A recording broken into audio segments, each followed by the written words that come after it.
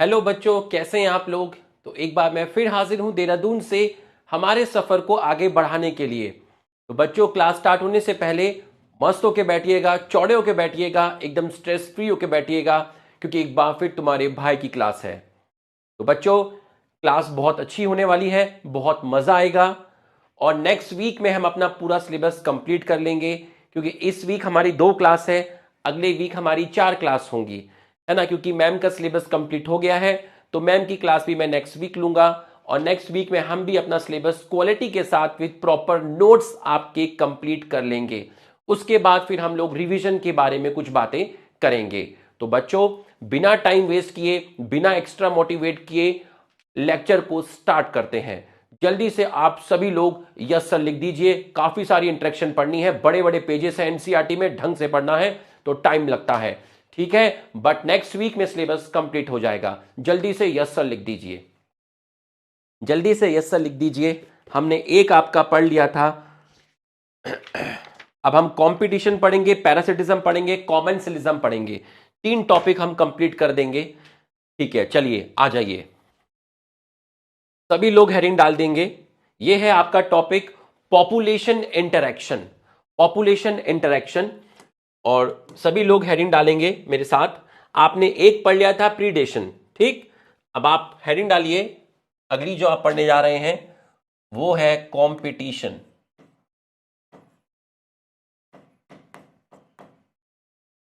Competition, तो सभी लोग हेडिंग डाल दीजिए कंपटीशन।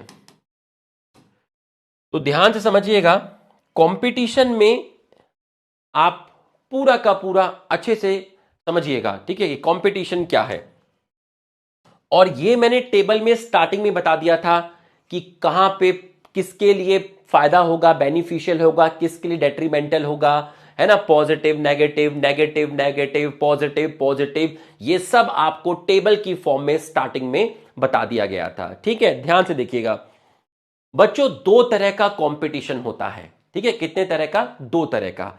एक को बोलते हैं इंट्रा स्पेसिफिक और एक को बोलते हैं इंटर स्पेसिफिक, ठीक। अगर मान लीजिए हम लोग आपस में ही लड़ाई करें दाल रोटी मकान के लिए, ठीक है, तो मतलब जब सेम स्पीशीज आपस में कंपीट करती है तो इसको इंट्रा स्पेसिफिक बोलते हैं, ठीक। जैसे मान लीजिए डियर है, डियर आपस में ही कंपीट करें कि भैया डियर आपस में ही फूड के लिए लड़ाई करें, डियर आपस में ही मीटिंग पार्टनर्स के लिए लड़ाई करें, तो इसको बोलते हैं इंट्रा स्पेसिफिक, ठीक। ये घर की लड़ाई है। लेकिन अगर डियर को टाइगर के साथ लड़ाई करनी पड़ेगी कि भैया सुबह उठ के टाइगर भागेगा डियर के पीछे, डियर अपनी जान बचाने के लिए भागेगा, तो भाई यहां खतरा ज्यादा लगता है, ठीक। इसको बोलते हैं इंटर स्पेसिफिक कंपटीशन। तो कंपटीशन तो इंट्रा स्पेसिफिक भी होता है, कंपटीशन इंटर स्पेसिफिक भी होता है। तो कहीं ना कहीं डियर को अपने अंदर कुछ इस तरह की एडेप्टेशन करनी पड़ेगी जिसकी वजह से टाइगर उसको इजीली कैच ना कर पाए। तो कई बार टाइगर डियर को पकड़ लेता है, कई बार टाइगर डियर को नहीं पकड़ पाता, कई बार देर से पकड़ता है।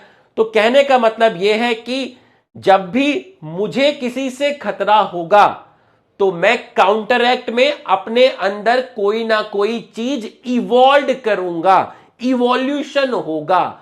तो जो डार्विन साहब थे, जो struggle for exist and survival of fittest की बात करते थे, तो डार्विन साहब ने कहा कि ये जो कंपटीशन होता है इसकी वजह से स्पीशीज इवॉल्व करती है, स्पीशीज अपने अंदर चेंजेस लाती है।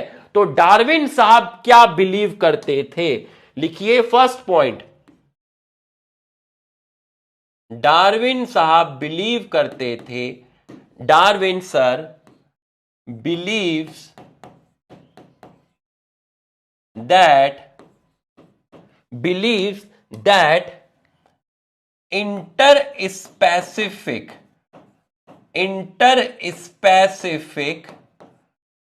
competition interspecific competition is potent potent का मतलब है वेरी इंपॉर्टेंट, पोटेंट का मतलब है वेरी इंपॉर्टेंट फोर्स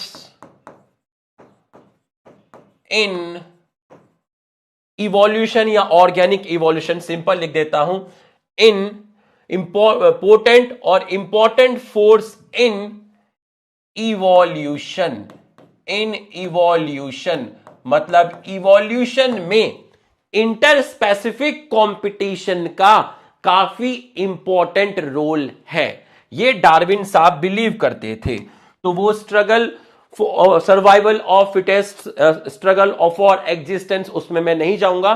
तो डार्विन साहब believe that inter specific competition is potent और important force in evolution.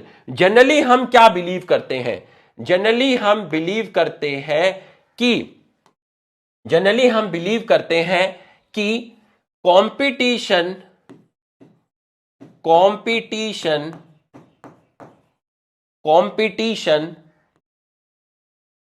occur in closely related species, closely related species when food is limited। Bracket में लिखिएगा what we believes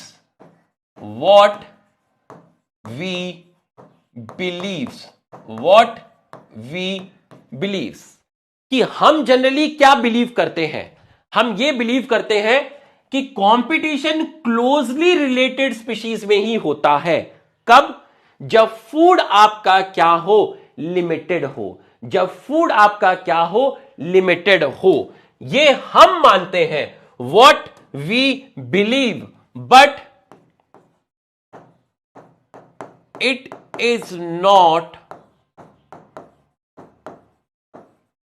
always true. ये हमेशा सही नहीं है। Sir why? अपने statement को एक्सप्लेन करिए सर एग्जाम्पल के साथ।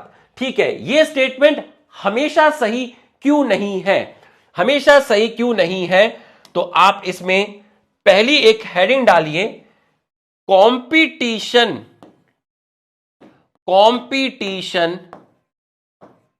Can occur in unrelated species. Competition जो है वो तो अनरिलेटेड स्पीशीज में भी हो सकता है। कैसे? तो इन्होंने बताया कि आपका एक लेक है, ठीक है, आपका ये एक लेक है, ठीक है, तो ये आपका एक लेक है। इसको देखिएगा एक सेकंड, इसको अच्छे से बनाते हैं। ये मैंने एक लेक बनाया, ठीक है, ये मैंने एक क्या बनाया? लेक बनाया। इसमें ये पानी है, ये इसके अंदर पानी है, ठीक। अब यहां पर आपकी मछलियां हैं, ये यहां की मछलियां हैं जो इस लेक के अंदर हैं, ठीक है। ये यहां की फिश है, रेसिडेंट फिश, इनका पता यही है। और इस लेक को मैं बोल रहा हूं आपका साउथ अमेरिकन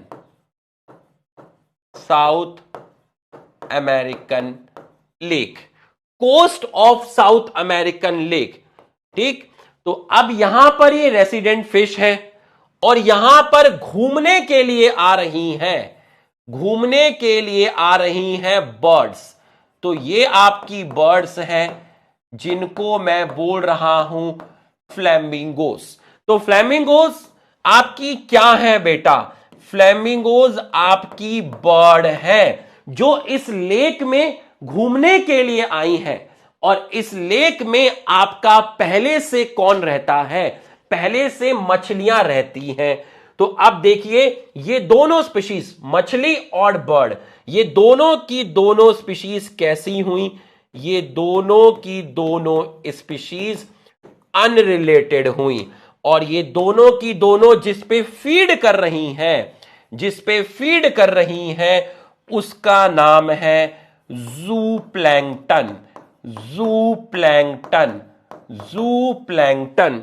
तो एनसीईआरटी जब आप देखोगे तो आपको एक लाइन मिलेगी, in some shallow south American lake visiting flamingos and resident fish compete for zooplanktons. तो वहां की मछलियां और जो वहां पर चिड़िया घूमने के लिए आई हैं वो दोनों स्पीशीज अनरिलेटेड हैं और वो दोनों की दोनों कंपीट कर रही है ज़ूप्लैंक्टन के लिए। इसका मतलब कंपटीशन अनरिलेटेड स्पीशीज में हो रहा है। ये बात समझ में आई तो यस लिखिए। ये बात समझ में आई। इन साउथ अमेरिकन लेक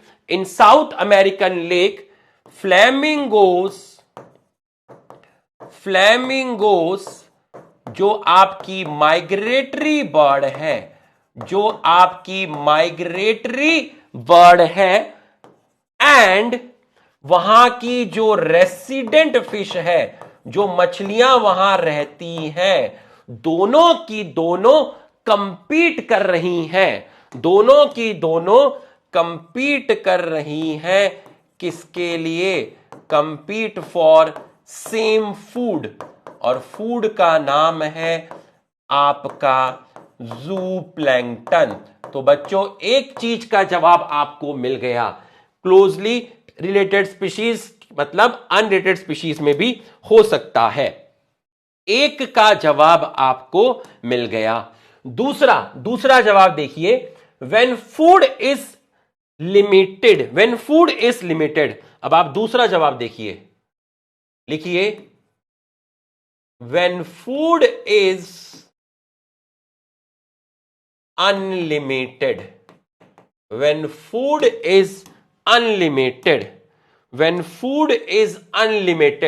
जब फूड आपका अनलिमिटेड है तब भी कंपटीशन हो सकता है। इसका एग्जाम्पल क्या होगा सर? इसका एग्जाम्पल आप ऐसा मानिए, किताब में इसका एग्जाम्पल नहीं समझाया, मैं आपको एग्जाम्पल समझाता हूं, ठीक है। इसका एग्जाम्पल देखिएगा, ये आपके पास एक प्लांट है, ठीक है। ये आपके पास क्या है? आपका प्लांट है, ठीक है। इस प्लांट में आपके बहुत सारे फूल हैं, ठीक है। इस प्लांट में आपके बहुत सारे क्या हैं? फूल हैं, ठीक है। आपके पास बहुत सारे क्या हैं? फ्लावर्स। आपके इसके अंदर बहुत सारे फ्लावर्स हैं, ठीक है। इसका मतलब आपके पास फ्लावर्स ज्यादा है, मतलब नेक्टर। फ्लावर्स बोलो, नेक्टर बोलो, उसको मैं बोल रहा हूं फूड। फ्लावर्स में क्या है? नेक्टर है। बहुत सारे फ्लावर्स हैं मतलब नेक्टर बहुत सारा है, मतलब कैसा है? अनलिमिटेड है। एक प्लांट पर बहुत सारे फ्लावर्स हैं, इसका मतलब जो नेक्टर है वो आपके पास बहुत सारा है। तो अब यहां पर आपकी एक चिड़िया आ गई, आराम से बैठ के नेक्टर सक कर रही थी। यहां पर जो चिड़िया है ये रही आपकी बर्ड, ठीक है। तो बर्ड के पास नेक्टर की कोई कमी नहीं है। बर्ड है आपकी स्पीशीज ए, आराम से नेक्टर सक कर रही है। अब मुझे बताइए, आप स्कूल की कैंटीन में बैठ के अकेले टेबल पर चाउमीन खा रहे हैं और आपके सामने वाली टेबल पर चार पांच बच्चे आके बैठ जाएं और वो आपको इस तरीके से देखते रहें, तो जब आप खा रहे होंगे कहीं ना कहीं आपको वो मजा नहीं आएगा। आपकी जो फीडिंग एफिशिएंसी होगी वो कहीं ना कहीं कम हो जाएगी। आपकी जो फीडिंग एफिशिएंसी है वो कहीं ना कहीं आपकी क्या हो जाएगी? कम हो जाएगी। भाई चार बच्चे आपको देख रहे हैं, आप कुछ खा रहे हो, इस तरीके से सामने बैठ के आपको देख रहे हैं, तो कहीं ना कहीं आपकी जो फीडिंग एफिशिएंसी होगी वो आपकी कम हो जाएगी।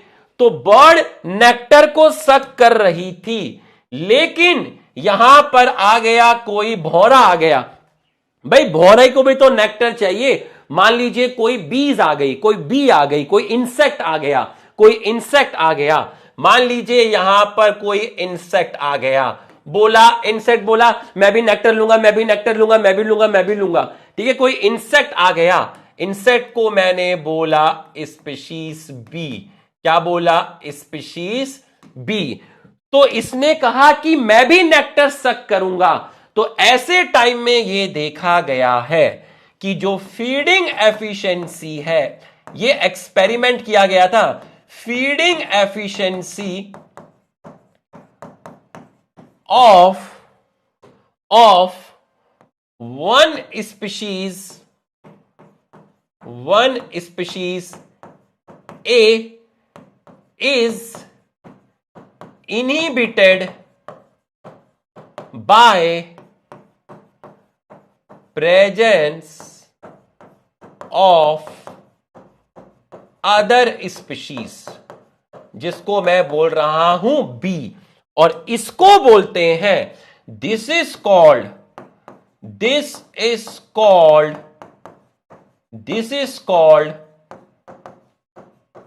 Interference competition. This is called interference competition. समझ में आया तो यस लिखिए। एनसीईआरटी के अंदर ये लाइन दी हुई है। एनसीईआरटी जब आप पढ़ोगे तो आपको ये चीज मिल जाएगी, the feeding efficiency of one species might be reduce due to interfering and inhibitory presence of other species even if resource are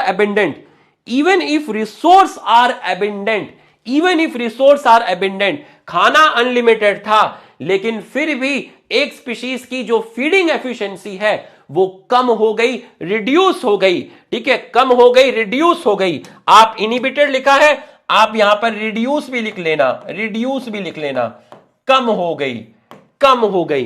तो ये आपको समझ में आ गया। तो बोला कंपटीशन को कैसे मेजर करते हैं? कंपटीशन, तो देखिए हमने इस स्टेटमेंट को एक्सप्लेन कर दिया, दोनों पॉइंट एक्सप्लेन कर दिए, ये वाला भी एक्सप्लेन कर दिया और रिलेटेड वाले का भी आपको अच्छे से एक्सप्लेन कर दिया। ठीक, तो competition can be express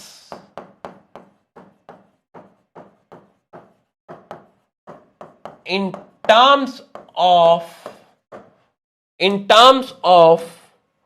terms of fitness. इस फिटनेस को बोला गया है आर, और आर को बोला गया है इंट्रिंसिक रेट। तो भैया कहने का मतलब यह है, अगर कंपटीशन होगा, आर का मतलब क्या है? आर को बोला गया इंट्रिंसिक रेट। तो ध्यान से समझना, इसका मतलब समझना। मान लो ये एक आपकी पॉपुलेशन है, अगर कंपटीशन है तो लोग मरेंगे। भाई लोग मरेंगे, अगर कंपटीशन है तो लोग मरेंगे। तो अब देखिए इंडिविजुअल्स का नंबर कम हो गया, तो यहां पर जो आर की वैल्यू होगी वो आपकी हाई होगी, और यहां पर आर की जो वैल्यू है वो आपकी लो है।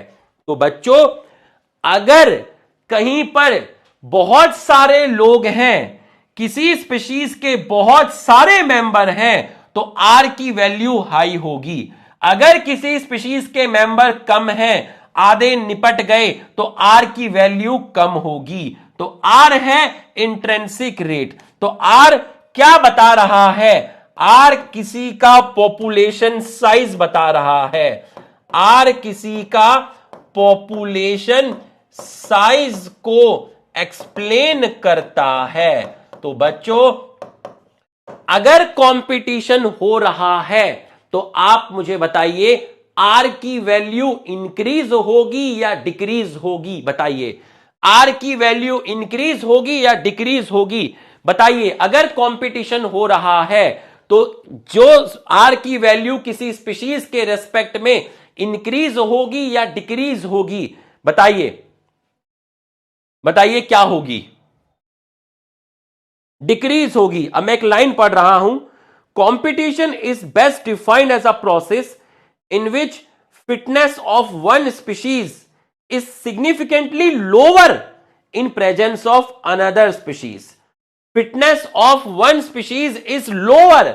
Fitness of one species is lower in presence of other species. एक स्पीशीज की फिटनेस लोअर हुई और फिटनेस को एक्सप्रेस कर रहे हैं इन टर्म्स ऑफ आर, जिसके अगर मैं कहूं कि मेरी फैमिली में 100 लोग हैं, मेरे भाई बहन सब मिला के 100 लोग हैं, इसका मतलब मेरी आर की वैल्यू हाई है। अगर मैं कहूं कि मेरी फैमिली में लोग कम हैं तो इसका मतलब आर की वैल्यू कम है। तो कंपटीशन को एक्सप्रेस किया जाता है इन टर्म्स ऑफ फिटनेस और उसको रिप्रेजेंट कर रहे हैं आर से। तो ये आप लिख लीजिए, इसको फटाफट आप लिख लीजिए, जल्दी से इसको लिख लीजिए।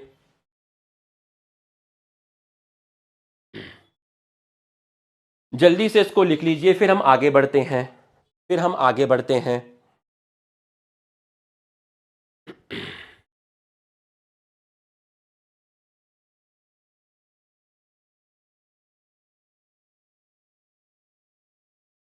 इसको लिख लीजिए, फिर हम अपना आगे बढ़ते हैं, हम आगे बढ़ते हैं। डन। अच्छा, एक चीज और बताओ, वैसे मुझे तुमसे पूछने की जरूरत नहीं है, फिर भी मैं तुमसे पूछ लेता हूं। अच्छे से ही पढ़ना है ना इन चैप्टर को, ऐसे तो नहीं समझना ना, अरे तो ऐसे ही है सर, थियोरेटिकल है, जेनेटिक्स नहीं है, निपटा दो इनको। नोट्स बना के ही पढ़ना है ना, अच्छे से नीट एंड क्लीन प्रॉपर, ताकि घर पे जाके एनसीईआरटी, मैं भी एनसीईआरटी लेके बैठा हुआ हूं और मैच कर रहा हूं कि कोई लाइन छूटे ना, तुम्हें ढंग से पढ़ना है ना। ऐसा तो नहीं है कि सर आज और कल में कोर्स निपटा दो, ऐसा तो नहीं है ना। अगले हफ्ते क्वालिटी के साथ खत्म करेंगे, चलेगा ना? यही मेरे को चाहिए, मतलब ये नहीं कि सर जल्दी जल्दी तो यही 2 बचे हुए चैप्टर, एक ये है इसके बाद एक है, जल्दी जल्दी निपटा हुआ, ऐसा तो नहीं है। ढंग से करना है ना, मतलब यू गाइज हैव पेशेंस ना, quality over quantity. Good good, यही चाहिए मुझे, यही चाहिए, बिल्कुल शाबाश।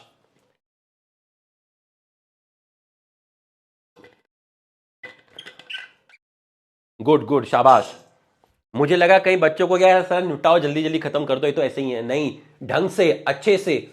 हम नेक्स्ट वीक में खत्म करेंगे, 4 क्लास आएगी आराम से, कोई दिक्कत नहीं है। ये बहुत खतरनाक खतरनाक है, मैं बता रहा हूं ये चैप्टर को, ये अलग तरीके के डिफिकल्ट चैप्टर है, मतलब ये आसान है लेकिन अलग तरीके के डिफिकल्ट चैप्टर में काउंट किए जाते हैं।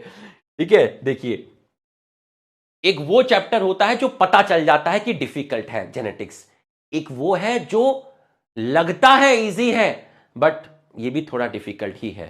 ठीक है, आ जाओ, ये आपने लिख लिया। अब देखिए कंपटीशन, कंपटीशन।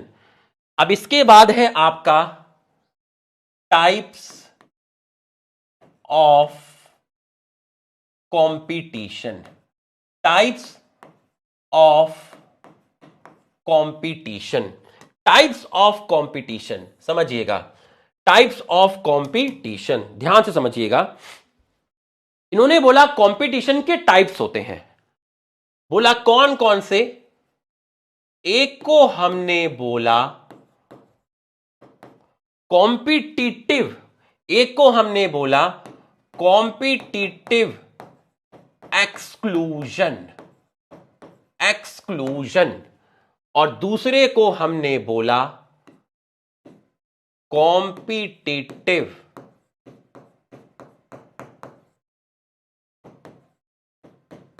कोएग्जिस्टेंस। ये हमें पढ़ने हैं, तो अब एक एक करके पढ़ेंगे। पहले हम आपका क्या पढ़ेंगे? पहले हम आपका पढ़ेंगे कॉम्पिटिटिव एक्सक्लूजन। तो हमने यहां पर आपकी हेडिंग डाल दी कॉम्पिटिटिव एक्सक्लूजन, ये हमने हेडिंग डाल दी। बच्चों जनरली हमारे दिमाग में क्या आता है, जनरली हमारे दिमाग में क्या आता है, ध्यान से समझिएगा। जनरली हमारे दिमाग में क्या आता है, मान लीजिए एक कमरे में राम बैठे हैं और श्याम बैठे हैं, दोनों ही वेजिटेरियन हैं और इनके सामने खाना रखा हुआ है वेजिटेरियन, आलू पराठा रखा हुआ है। तो राम और श्याम आपस में आटा बाटा नहीं करे, आटा बाटी नहीं करेंगे। क्यों? क्योंकि राम और श्याम का दोनों की नीड, दोनों का फूड, दोनों की रिक्वायरमेंट, दोनों का प्रोफेशन सेम है।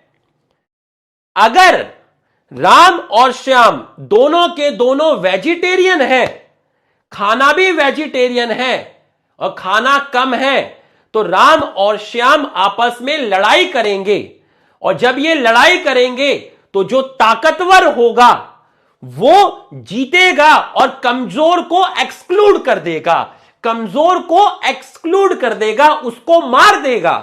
तो जनरली लोगों के दिमाग में क्या आता है कि कंपटीशन एक ही तरह का होता है जिसको हम बोलते हैं कंपटीशन एक्सक्लूजन। तो जनरली दिमाग में यही आता है कि कंपटीशन एक्सक्लूजन, इसका मतलब क्या है, इसका मतलब यह है कि यहां पर एक स्टेटमेंट था, एक साइंटिस्ट थे जिनका नाम था गॉस, ठीक है। तो एक लॉ दिया गया था जिसको बोलते हैं गॉस लॉ।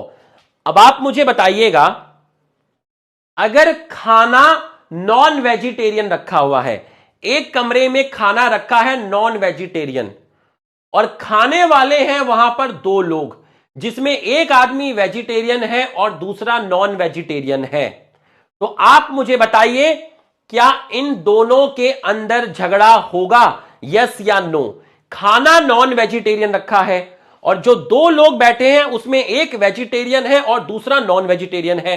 अब मुझे बताओ क्या इन दोनों में झगड़ा होगा, यस या नो? बताइए, क्या इन दोनों में झगड़ा होगा, यस या नो? बताइए, पूरा इंटरेस्टिंग से समझाऊंगा।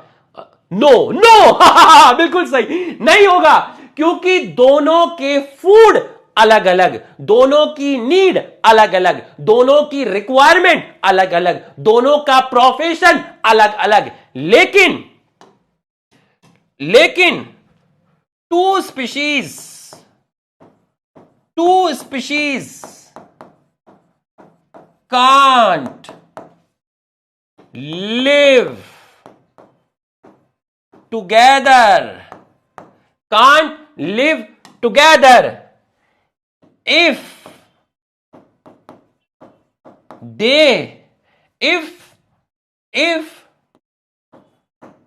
their requirement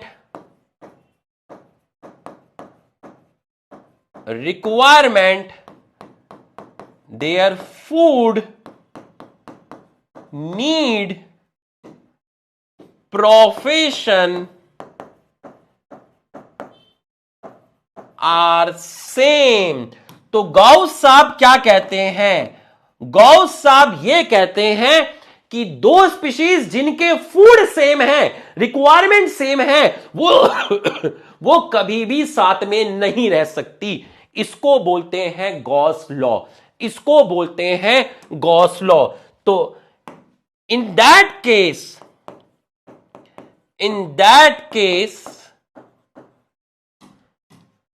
the stronger ताकतवर species will eliminate or exclude the weaker one, the weaker species called competitive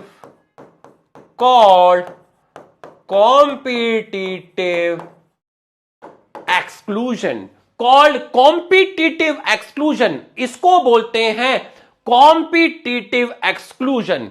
इसको आप बोलते हैं कॉम्पिटिटिव एक्सक्लूजन।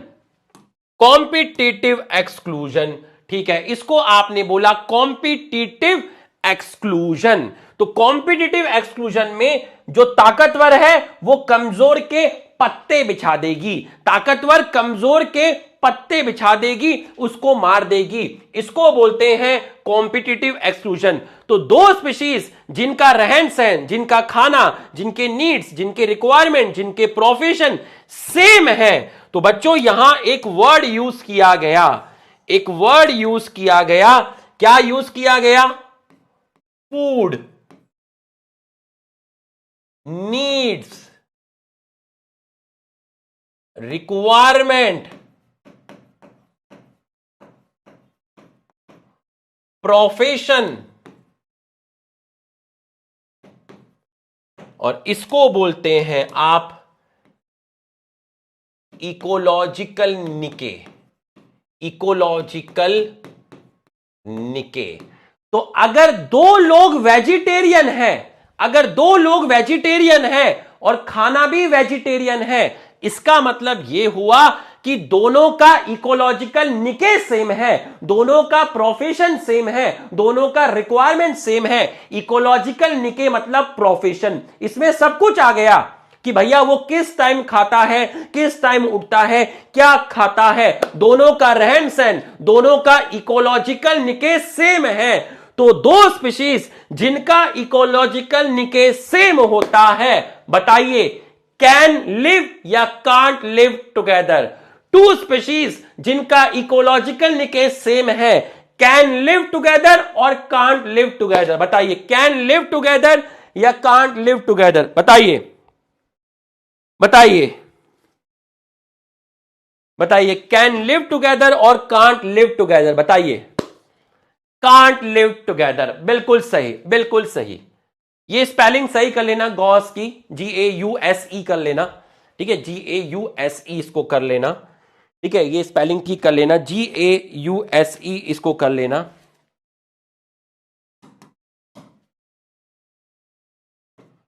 थोड़ा बुढ़ापा सा आ गया है ना।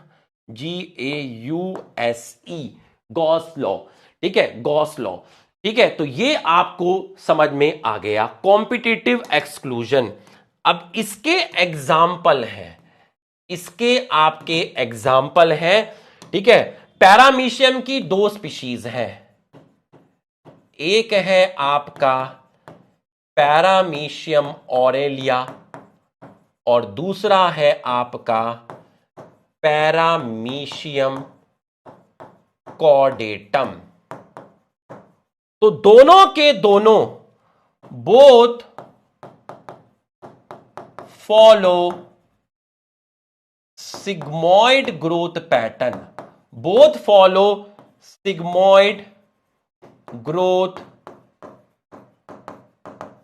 Pattern if they grow in different plates।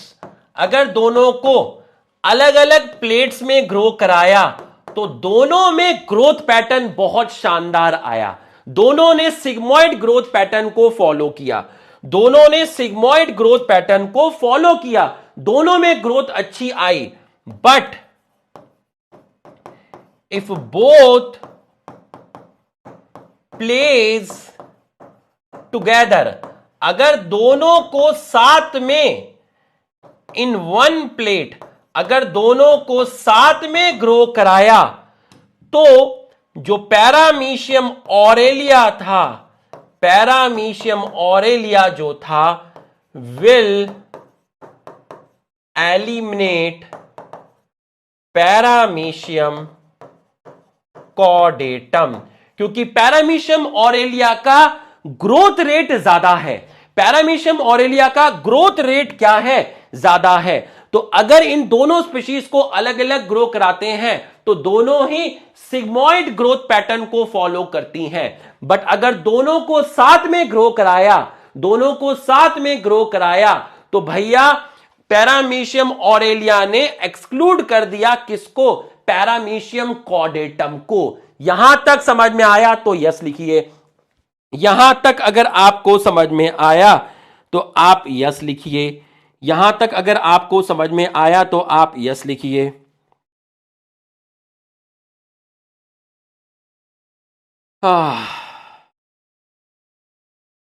यहां तक अगर आपको समझ में आ गया है तो आप यस लिख दीजिए, यहां तक आपको समझ में आ गया तो यस लिख दीजिए।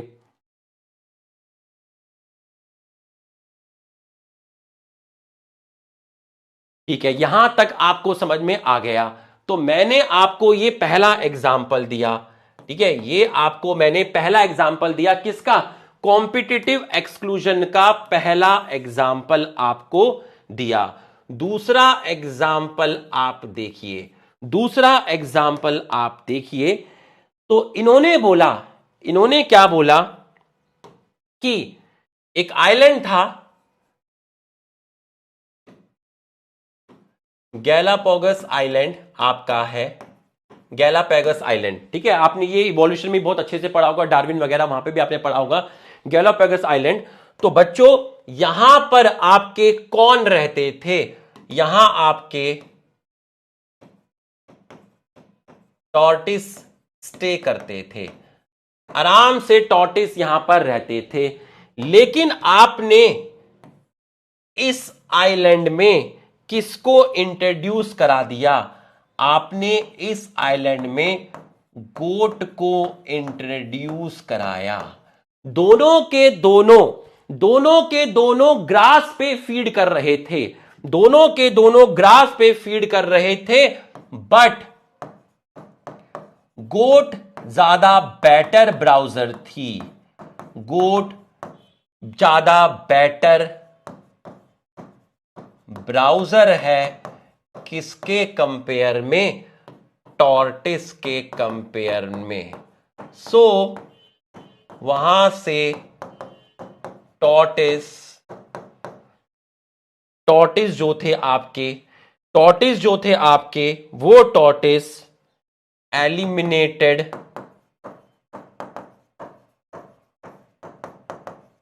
आफ्टर सम टाइम, वो आपके वहां से एलिमिनेट हो गए थोड़े टाइम के बाद। तो आप जब किताब में ये लाइन देखेंगे, जब आप ये लाइन देखेंगे, the tortoise in Galapagos island become extinct within a decade after goat were introduce on the island due to greater browsing efficiency of goat. यहां तक आपको समझ में आया तो आप यस लिखिए, यहां तक आपको समझ में आया तो यस लिखिए, यहां तक आपको समझ में आया तो आप यस लिखिए, यहां तक आपको समझ में आया तो आप यस लिखिए।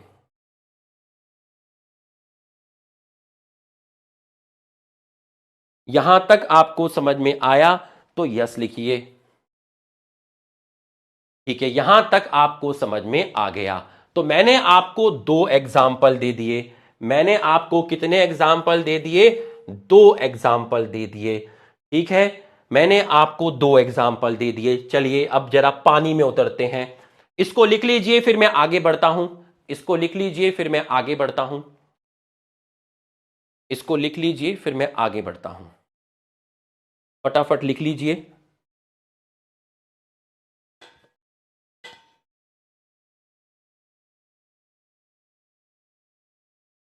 बेटर ब्राउजर मतलब ज्यादा अच्छी तरीके से ये घास खाते थे, ब्राउजर।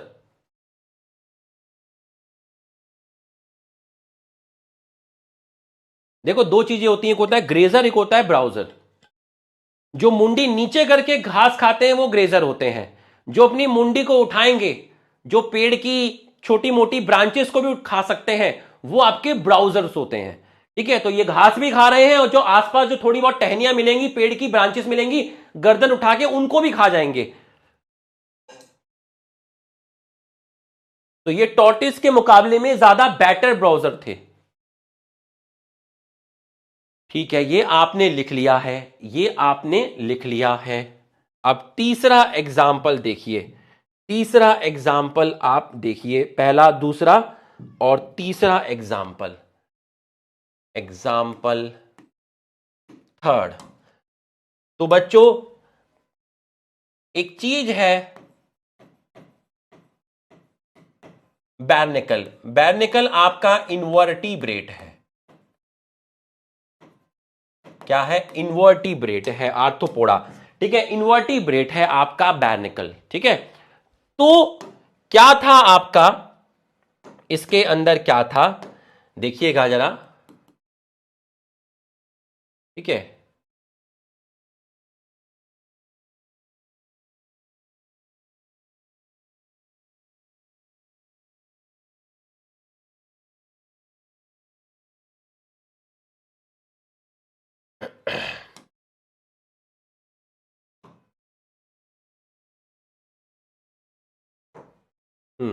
तो ये पानी के अंदर आप देखिएगा, ध्यान से देखिएगा, यहां पर आपके रहते थे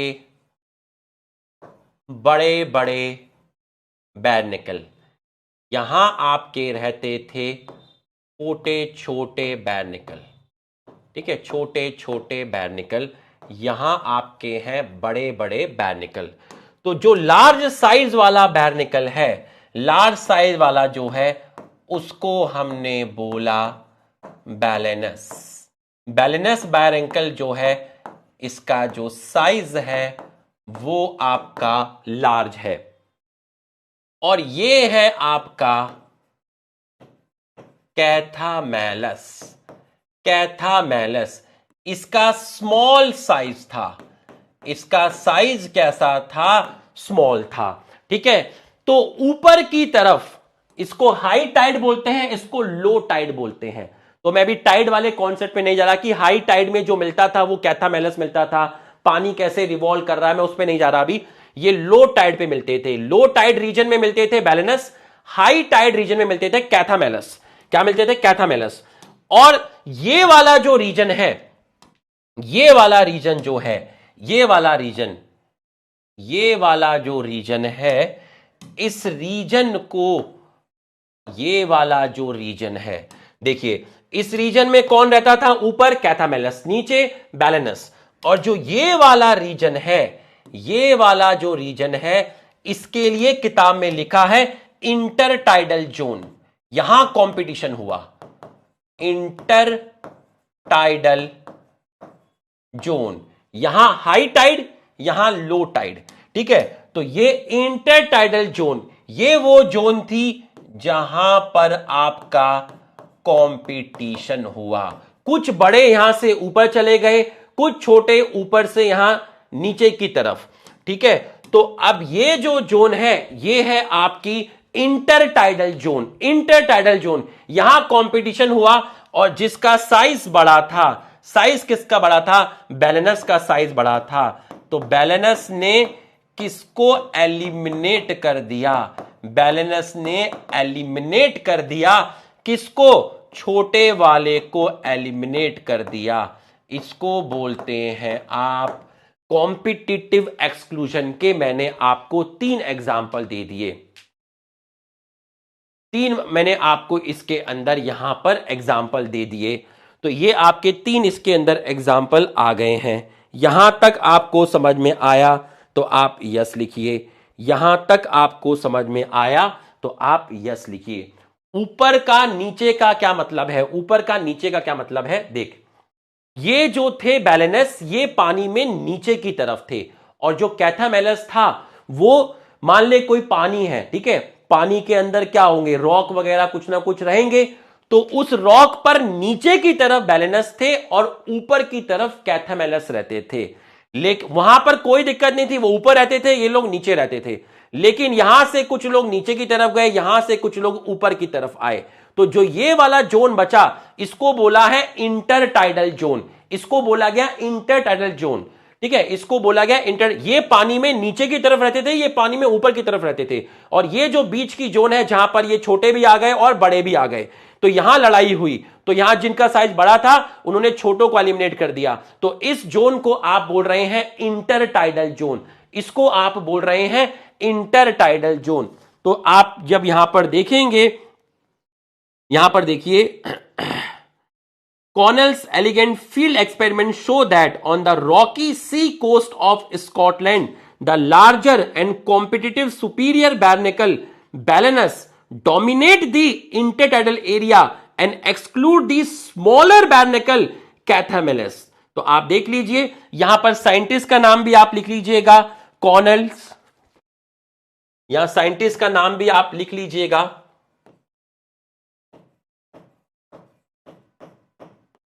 कॉनल्स एक्सपेरिमेंट। कॉनल्स ने बताया था, कहां पर था, rocky rocky coast of Scotland. कहां पर देखा गया, कहां पर हुआ, रॉकी कोस्ट ऑफ स्कॉटलैंड। तो बच्चों यहां तक अगर आपको पढ़ाई समझ में आई, तीनों एग्जाम्पल आपको समझ में आए, ये रहा एक, ये बकरी वाला आया, बकरी ऊपर भी मुंह उठाकर पेड़ की छोटी छोटी टहनियां खा सकती थी, तो ये खाने में चैंपियन थी, ये ज्यादा बेटर ब्राउजर थी, टॉर्टोइस वहां से गायब हो गए। ये आपका पैरामीशियम का था। जब दोनों स्पीशीज अलग अलग ग्रो करती हैं तो दोनों अच्छी तरीके से ग्रो करती हैं, बट जब दोनों साथ में आती हैं तो पैरामीशियम ऑरेलिया का जो ग्रोथ रेट है वो हाई है, तो उसने पैरामीशियम कॉर्डेटम को एलिमिनेट कर दिया।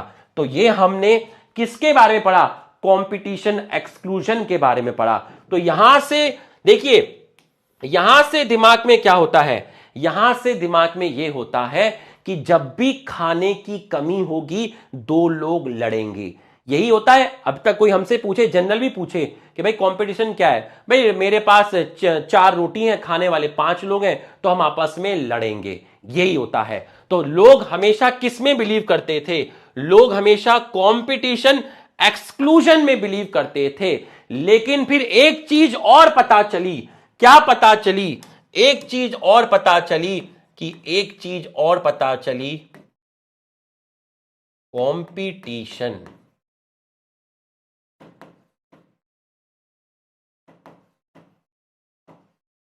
कोएग्जिस्टेंस, कंपटीशन कोएग्जिस्टेंस, इसके बारे में पता चला कि भैया कंपटीशन कोएग्जिस्टेंस क्या चीज है, भाई कंपटीशन कोएग्जिस्टेंस क्या चीज है, इसके बारे में पता चला।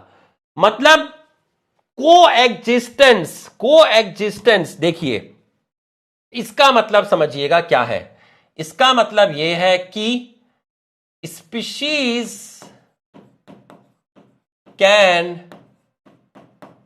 live together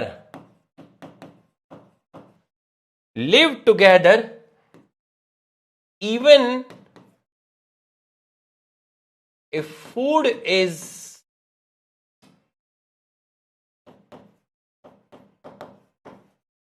limited। क्या खतरनाक बात पता चली कि भैया स्पीशीज साथ में रह सकती हैं, खाने की कमी है तब भी साथ में रह सकती हैं। ये तो बड़ी खतरनाक चीज पता चली, क्योंकि हम तो इस चीज में बिलीव करते नहीं है। हम तो जनरली यही कहेंगे कि भैया खाना कम है तो लोग आपस में झगड़ा करेंगे। ये तो बहुत खतरनाक चीज पता चली, कंपटीशन कोएग्जिस्टेंस, खाना कम है फिर भी लोग साथ में रहेंगे, कैसा। तो यहां पर एक एक्सपेरिमेंट, पहला एग्जाम्पल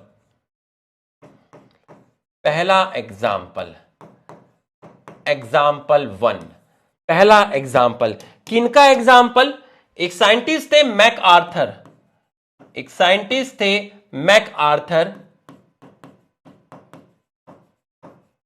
मैकआर्थर ने एक एक्सपेरिमेंट किया। उन्होंने एक चीज देखी, क्या देखी, उन्होंने देखा कि 5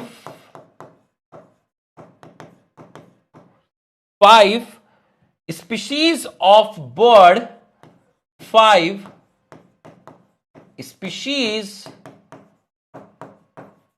of bird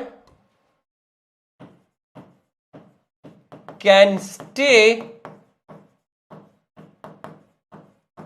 together, 5 species of bird can stay together। बोला ये कैसे हो सकता है, ये कैसे हो सकता है। और बर्ड का नाम क्या था, बर्ड का नाम था वॉबलर्स। वॉबलर्स क्या है, बर्ड, ठीक है। अब इनका एक्सपेरिमेंट देखिए, बोला ऐसे कैसे हो सकता है। पहले तो हम एक पेड़ बना लेते हैं, ठीक है, एक पेड़ बना लेते हैं। ये मैंने एक पेड़ बनाया, ये मैंने एक क्या बनाया, पेड़ बनाया। इस पेड़ पर हम ब्रांचेस बना लेते हैं। ये एक ब्रांच हो गई, ठीक है, ये दूसरी ब्रांच हो गई, ठीक है, ये आपकी तीसरी ब्रांच हो गई, ये आपकी चौथी ब्रांच हो गई, और ये आपकी पांचवी ब्रांच हो गई। तो आपको 5 ब्रांच दिख गई। ठीक, एक चिड़िया यहां बैठी है, ठीक है, एक चिड़िया आपकी बैठी है कहां पर, यहां पे बैठी है, एक यहां बैठी है, एक इस ब्रांच पे बैठी है, एक इस ब्रांच पे बैठी है, एक इस ब्रांच पे बैठी है।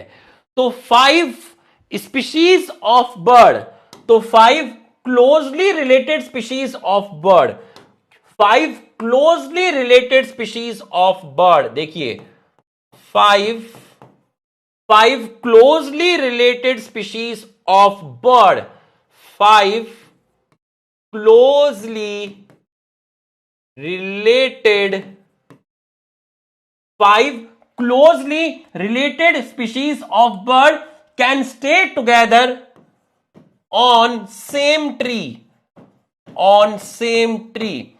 5 चिड़िया जो आपस में क्लोजली रिलेटेड हैं, वो सब एक ही पेड़ पे रह रही हैं, बट अलग अलग ब्रांच पे हैं, डिफरेंट ब्रांच पर है। अगर डिफरेंट ब्रांच पर है, पहली चीज अलग अलग ब्रांच पर है, दूसरी चीज ये वाली स्पीशीज इस ब्रांच के इंसेक्ट खाएगी, ये वाली स्पीशीज इस ब्रांच के इंसेक्ट खाएगी, ये वाली स्पीशीज इस ब्रांच के इंसेक्ट खाएंगी, ये वाली स्पीशीज इस ब्रांच के इंसेक्ट खाएगी, ये वाली स्पीशीज इस ब्रांच के इंसेक्ट खाएगी। तो ये क्या खा रही हैं, eating insect of different branch, और अलग अलग समय पे खा रही हैं। एक को 12 बजे भूख लगी तो दूसरी वाली ने कहा मेरा मूड नहीं है आज खाने का, मैं 2 बजे खाऊंगी। एक ने कहा मैं 4 बजे खाऊंगी, एक ने कहा मैं 11 बजे खाऊंगी। सबका फीडिंग टाइम अलग अलग था, सबका खाने का समय अलग अलग था। अगर एक को भूख लग रही थी तो बाकी दूसरी आराम से इस तरीके से लेटी हुई थी, देख रही थी कैसे खाती है तू। मतलब उनका जो फीडिंग टाइम था वो अलग अलग था, उनका जो फीडिंग टाइम था वो अलग अलग था, फीडिंग टाइम उनका अलग अलग था, फीडिंग टाइम डिफरेंट था। इसी को किताब में लिखा है फॉरेजिंग पैटर्न, फॉरेजिंग पैटर्न अलग अलग था। फॉरेजिंग पैटर्न में सब आ गया कि पेड़ पर वो स्पीशीज किस समय पर आती है, किस टाइम पर खाती हैं, किस टाइम पर सोती हैं। फॉरेजिंग पैटर्न में सब चीजें आ गई। तो फॉरेजिंग पैटर्न में सबसे मेन पॉइंट है खाने का समय। उन सब का खाने का समय अलग अलग था। तो जब कोई 11 बजे खाएगी, कोई 12 बजे, कोई 1 बजे, जब खाने का समय ही अलग अलग है। अरे तुम अपने घर में भी तो देख सकते हो, तुम अपने घर में भी देख सकते हो। एक ने नाश्ता सुबह 8 बजे किया, एक ने नाश्ता 11 बजे किया। अब जिसने 11 बजे नाश्ता किया, मान लो 6 रोटी रखी थी, 4 वो खा गया, 2 बची हैं। तो जिसने 11 बजे नाश्ता किया है वो 12-1 बजे तक उन 2 रोटियों की तरफ देखेगा भी नहीं। बट जिसने सुबह 8 बजे किया था वो जाके उन रोटियों को 12 बजे खा लेगा। तो स्पीशीज का खाने का समय अलग अलग है, तो कंपटीशन को अवॉइड किया जा सकता है नसेड़।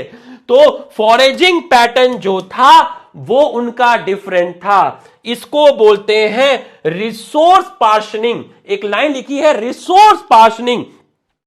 देखिए, one such mechanism is resource partitioning.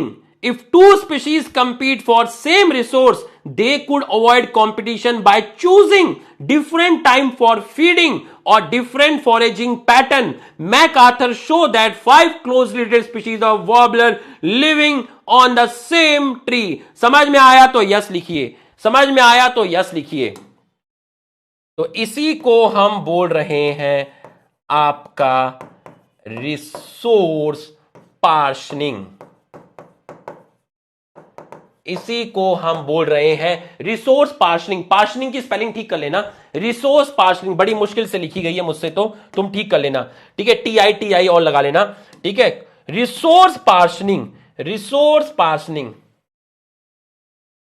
अब तो हम फैमिली की तरह है, गलत स्पेलिंग लिखते हुए शर्म नहीं लगती, तब लगती थी शुरू शुरू में, अब दिक्कत नहीं है, ठीक है। रिसोर्स पार्शनिंग, रिसोर्स पार्शनिंग, तो रिसोर्स पार्शनिंग क्या है?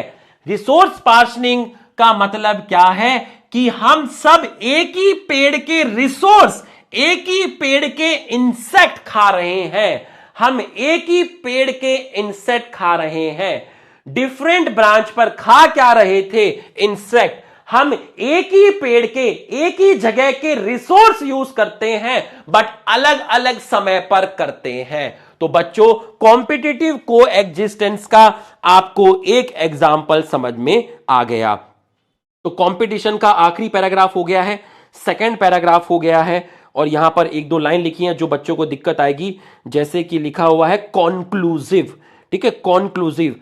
Competitive exclusion in nature are not always conclusive, ये एक दो लाइन मेरे को आपको समझानी है। यहां तक आपको समझ में आया तो यस लिखिए, यहां तक आपको समझ में आया तो यस लिखिए, यहां तक आपको समझ में आया तो यस लिखिए। तो कॉम्पिटिटिव को एग्जिस्टेंस का मैंने आपको एग्जाम्पल दिया, आपको एग्जाम्पल दिया।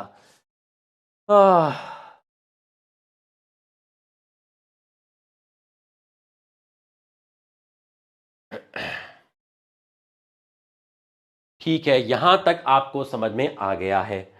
इसको लिख लीजिए फटाफट, इसको लिख लीजिए।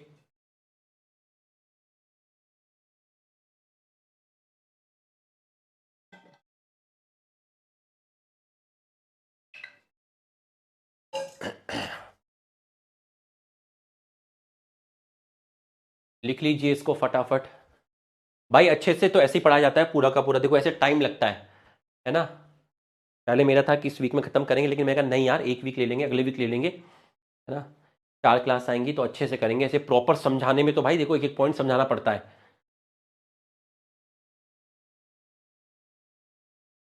चलो ये लिख लिया, ठीक है। एक और एग्जाम्पल लिखना इसका कॉम्पिटिटिव को एग्जिस्टेंस का, एक और एग्जाम्पल, एग्जाम्पल 1, एग्जाम्पल 2।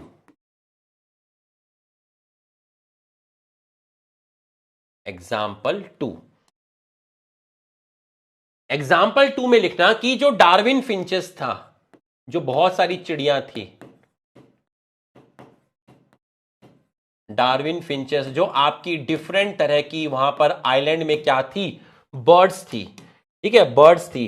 तो different species of bird, different species of bird, ठीक है, डिफरेंट स्पीशीज जो आपकी वहां पे डिफरेंट टाइप्स की क्या थी? बर्ड्स थी, ठीक है। तो वो आपकी स्टे टुगेदर, साथ में रह रही थी, स्टे टुगेदर, स्टेइंग टुगेदर, क्योंकि उनकी जो फीडिंग हैबिट थी वो डिफरेंट थी, उनकी जो फीडिंग हैबिट थी या जो टाइम था वो आपका क्या था? डिफरेंट था, वो आपका डिफरेंट था। तो ये आपके दो एग्जाम्पल हो गए, ये आपके दो एग्जाम्पल हो गए, ये आपके दो एग्जाम्पल हो गए।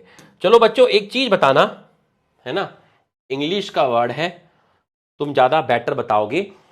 कॉन्क्लूसिव का मतलब क्या होता है? एक लाइन लिखी है, when resources are limited, the competitively superior species will eliminate the other species. But evidence for such competitive exclusion occurring in nature is not always conclusive. बताइए, competition is not always conclusive, इस conclusive का मतलब क्या है? मतलब biology से छोड़ के इंग्लिश में बताइए, competition is not always conclusive, conclusive का मतलब क्या हुआ?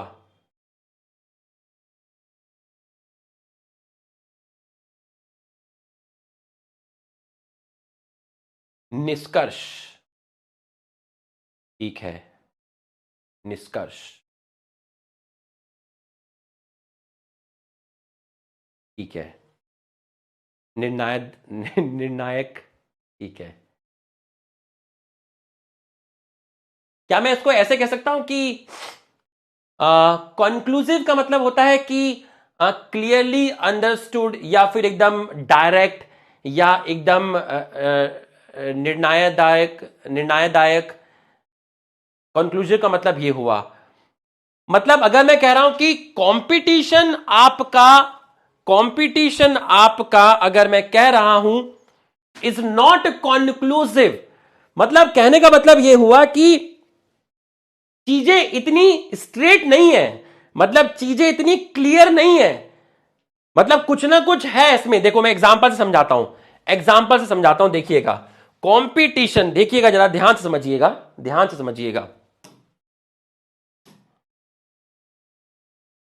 Competition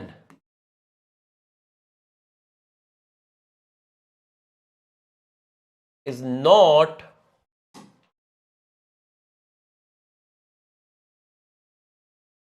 always conclusive। तो competition is not always conclusive. जैसे आप गोट वाला एग्जांपल देखेंगे, ठीक है, और दिखाता हूं। Competition is not always conclusive, मतलब चीजें जो है वो एक डायरेक्शन में नहीं है, एक तरीके से नहीं है पूरा का पूरा, ठीक है। देखिएगा जरा ध्यान से देखिएगा, यहां पर एक चीज लिखी हुई है किताब में जिसको बोला गया है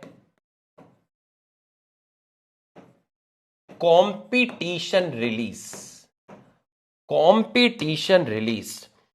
तो भाई कंपटीशन रिलीज बच्चे को समझ नहीं आता, कंपटीशन रिलीज बच्चे को समझ में नहीं आता, ठीक है।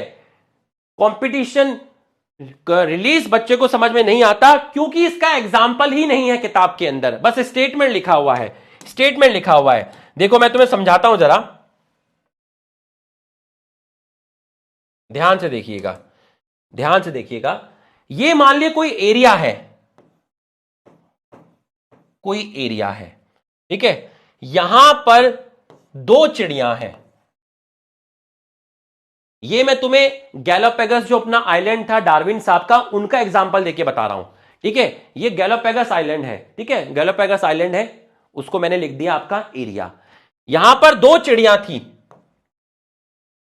दो चिड़ियां हैं, ठीक है। एक चिड़िया ये है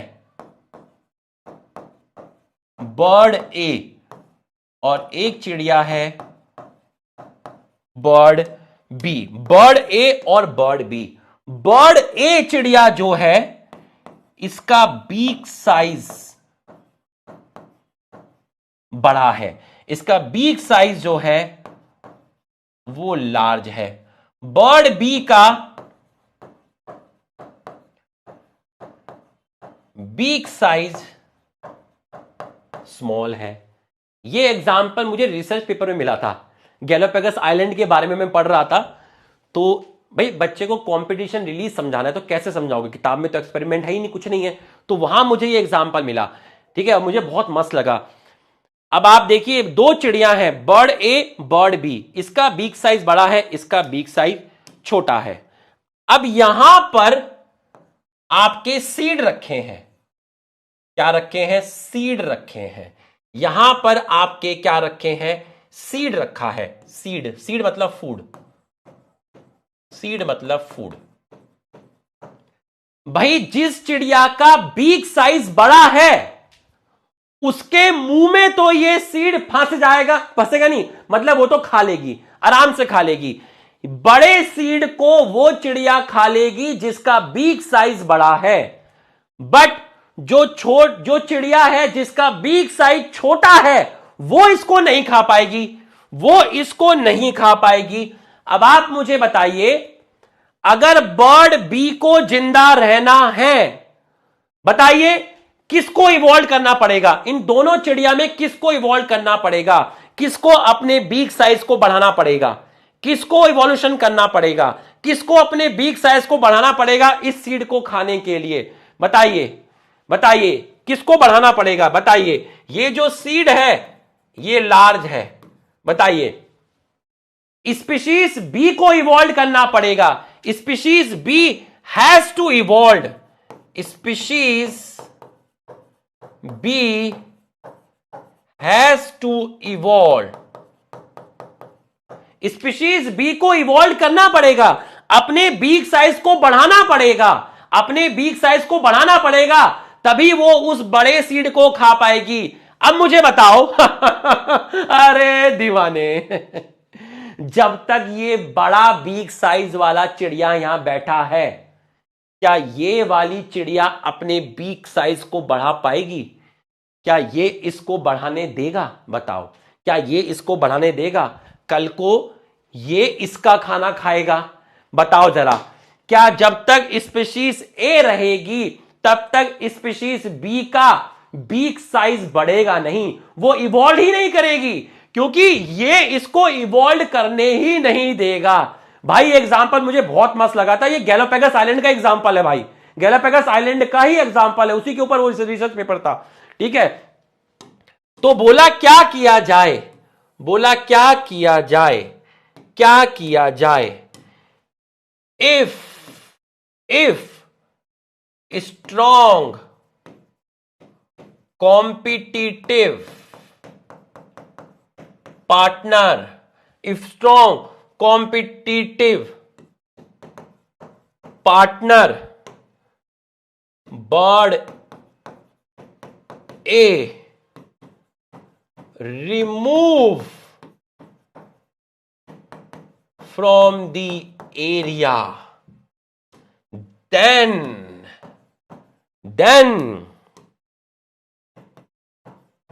there is drastically increase in population of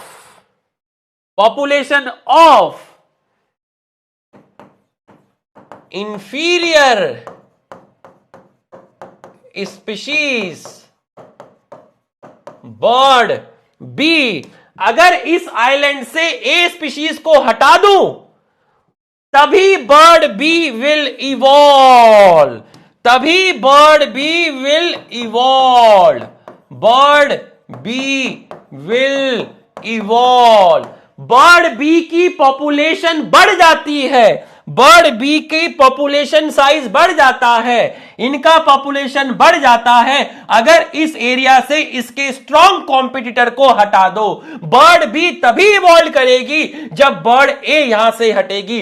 this is called competition release. समझ में आया? मजा आया तो यस लिखिए। This is called competition release, this is called competition release। चीजें इतनी स्ट्रेट नहीं है, इतनी डायरेक्ट नहीं है, इतनी कंक्लूसिव नहीं है जितनी की नजर आती है। समझ में आया तो यस लिख। अब देख मैं एनसीईआरटी से पढ़ के बताता हूं। A species whose distribution is restricted to small geographical area because of the presence of competitively superior species is found to expand its distributional range dramatically when competing species is experimentally removed। समझ में आया तो yes लिखिए, समझ में आया तो yes लिखिए। तो भाई टीचर को भी पढ़ना पड़ता है, ऐसी बात नहीं है इस लाइन को एक्सप्लेन करने के लिए। ऐसा नहीं है कि ये तुम जाओ और विकिपीडिया पे तुम पढ़ के आ जाओ, नहीं ऐसा नहीं होता। इसको समझाने के लिए मेरे को लिटरेचर को रिसर्च करना पड़ता है। बात समझ में आया? तो तब जाके ये कंपटीशन बना। ये और ये गैलापागोस आइलैंड की घटना है, वहां ऐसा हुआ है, वहां से ये चीज मिली है ना। उन्होंने तो इवन बर्ड के नाम भी मेंशन किए हुए थे, वो तो खैर ज्यादा हो जाएगा, ठीक है। तो ये हमने पढ़ लिया अच्छे से। तो बच्चों मैंने आपको क्वालिटी के साथ कंपटीशन आपका खत्म कर दिया है, कंपटीशन मैंने क्वालिटी के साथ खत्म कर दिया। समझ में आया तो यस लिखिए, समझ में आया तो यस लिखिए। अगर एक आइलैंड से उसके स्ट्रॉन्ग कॉम्पिटिटर को आप हटा दोगे तो जो कमजोर स्पीशीज थी वो इवॉल्व करेगी और अपने पॉपुलेशन के साइज को बढ़ाएगी, रिप्रोडक्शन करेगी, अपने नंबर को बढ़ाएगी। Competition release. तो यहां आपको समझ में आ गया है। तो ये क्वालिटी के साथ आपको समझ में आया। तो अब अगला है पैरासिटिज्म। डालिए सभी लोग, हेडिंग डाल दीजिए पैरासिटिज्म। अगला है पैरासिटिज्म। यहां तो और मजा आएगा, ऐसे खतरनाक क्वेश्चन है इसके अंदर। Do you believe that idle parasite, बहुत मजा आएगा पैरासिटिज्म में, और मजा आएगा। ठीक है, पैरासिटिज्म के अंदर तो और मजा आएगा। ये देखो पैरासिटिज्म। इसके बाद वाला जो है ना, कॉमेंसलिज्म, सिम्बायोसिस, म्यूचुअलिज्म। कॉमेंसलिज्म तो 10-12 मिनट में हो जाता है, म्यूचुअलिज्म भी बहुत आसान है। ये बस ये हमें थोड़ा सा देखना है पैरासिटिज्म वाला। अच्छा, बैक स्लाइड लो भाई, बैक स्लाइड लिख लो भाई, फटाफट लिख लो, सारे लिख लो सारे। रिवीजन लेक्चर आएंगे अगले हफ्ते, मैं फ्री हो जाऊंगा, सिलेबस कंप्लीट करा दूंगा एक बार। मेरा बस फोकस इस पे है कि अगले हफ्ते सिलेबस कंप्लीट हो जाए, फिर हम आपको रिवीजन लेक्चर देंगे, है ना।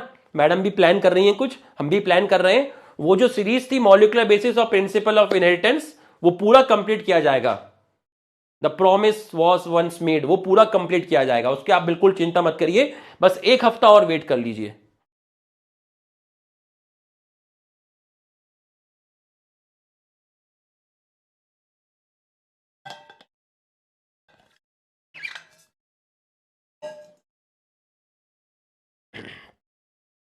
कभी कोई बोले स्कूल में ना कि इकोलॉजी क्या हो, तो ऐसे ही, उसमें तो कुछ नहीं है, बताना भाई, नोट्स दिखाना, उसको मिला लेना नोट्स, बोल भाई ये है, ऐसे ही थोड़ी ना है, ये ऐसे ही थोड़ी ना है, ये भाई साहब मजाक थोड़ी ना है ये ऐसे ही नहीं है भाई ये लगता है, पता है जब नीट में क्वेश्चन आता है तब बच्चे की आंख खुलती है कि भाई इकोलॉजी वैसा नहीं है जैसे हम 12वीं में समझते थे। इसलिए तुम बढ़िया से पढ़ लो इकोलॉजी, ऐसा नहीं है ये कंपटीशन में पता चलता है अरे भाई मोदी जी कहां गए थे, कौन सा सम्मेलन हुआ था, ये तो पता ही नहीं है, समझ रहे हो। एक्चुअल में क्या है ना, देखो मैं तुम्हें बताता हूं।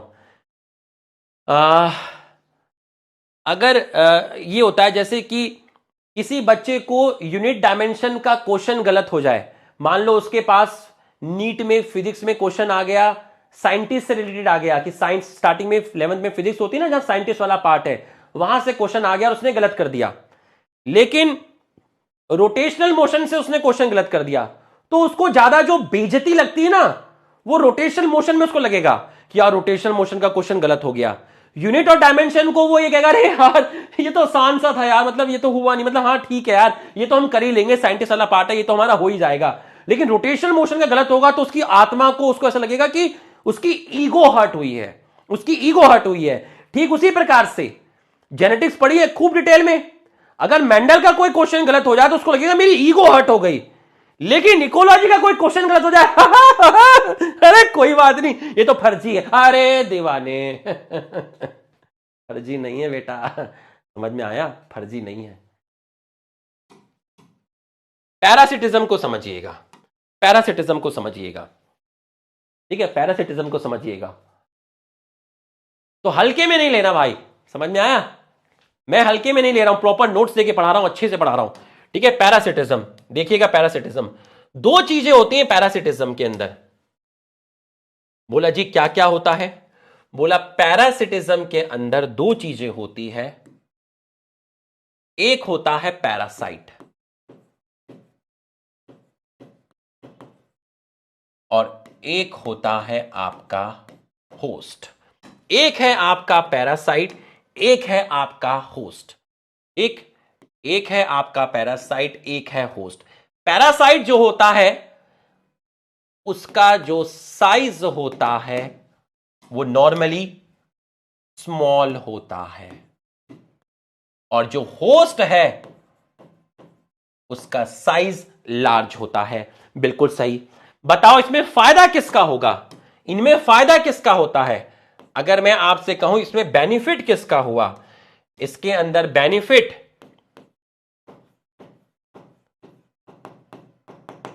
बेनिफिट जो हुआ वो आपका पैरासाइट का बेनिफिट हुआ, पैरासाइट का बेनिफिट हुआ, और जो होस्ट है उसका इसमें लॉस होता है। छोटे ऑर्गेनिज्म का फायदा होता है, छोटे ऑर्गेनिज्म का फायदा होता है। अब मुझे बताओ प्रीडेशन में फायदा किसका था, छोटे ऑर्गेनिज्म का या बड़े ऑर्गेनिज्म का? बताओ प्रीडेशन में फायदा किसका था, प्रीडेशन में किसका फायदा था? बताओ मुझे, प्रीडेशन में किसका फायदा था बताइए।